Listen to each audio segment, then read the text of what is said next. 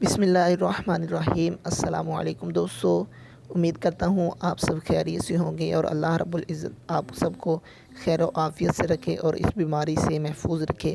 یہ سامنے آپ دیکھ سکتے ہیں روضہ رسول صلی اللہ تعالیٰ علیہ وسلم کی خوبصورت مناظر ہیں، اور مسجد نبوی کے اندر آپ دیکھ سکتے ہیں کہ اس وقت کوئی بھی موجود نہیں ہے سوائے عملے کے۔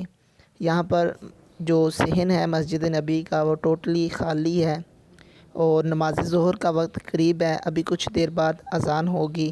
تو اس وقت آپ دیکھ سکتے ہیں صرف عملہ ہی یہاں پر موجود ہے، اس کے علاوہ کوئی بھی نہیں ہے۔ یہاں پھر جو یہاں کے رہائشی ہے وہ یہاں پر آ کر نماز پڑھ سکتے ہیں، اس کے علاوہ کوئی بھی یہاں پر آ کر نماز ادا نہیں کر سکتا۔